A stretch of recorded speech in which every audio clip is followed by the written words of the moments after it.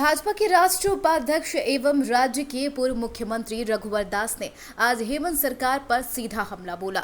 उन्होंने कहा, नई नियुक्ति नियमावली से झारखंड के आदिवासियों मूलवासियों को कोई फायदा नहीं होने वाला है।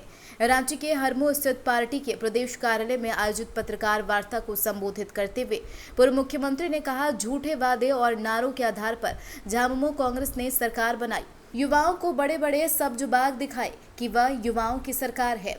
यह वर्ष में 5 लाख नौकरियां देंगे और खतियान के आधार पर स्थायी नीति परिभाषित करेंगे।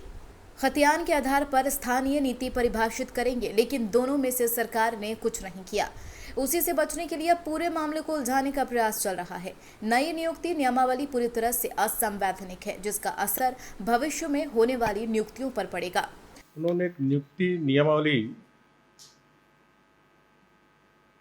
बनाई, झूठे वादे और नारे के आधार पर झारखंड मुक्ति मोर्चा कांग्रेस ने सरकार बनाई। झारखंड के युवाओं और युवतियों को बड़े बड़े सब्ज-बाग दिखाए और ये कहे कि युवा की सरकार बनाई है।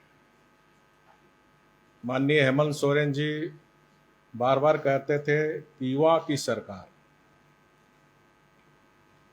और ये भी वादा किए थे कि एक वर्ष में 5 लाख लोगों को नौकरियां देंगे और खतियान के आधार पर स्थानीय नीति परिभाषित करेंगे।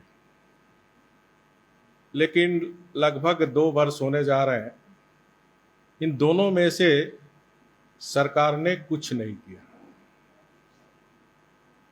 और इस जो अभी नियुक्ति नियमावली बनाया, उन्होंने कहा, सरकार ने बेरोजगार नौजवान नवयुवतियों समेत संपूर्ण झारखंड वासियों को धोखा देने का काम किया है। ऐसी नीति बनाई है कि कहीं से भी आकर झारखंड में 10वीं या 12वीं पास कर लोग नौकरी पा सकते हैं। ऐसी असंवैधानिक नीति बनाई है, इसमें हिंदी के लिए जगह नहीं है। ऐसी नीति बनाई गई है कि यह कानूनी उलझन में फंसी रहे और नियुक्तियां ना हो सके।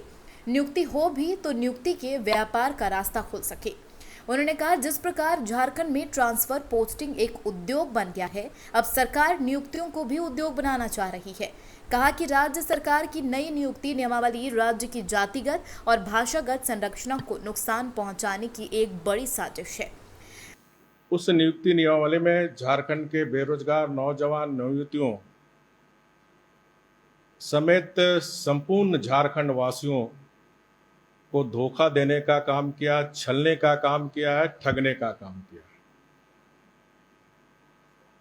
ऐसी नीतियां बनाई है कि कोई भी देश का कहीं से भी कोई आकर झारखंड में 10वीं या 12वीं पास कर नौकरी पा लेंगे।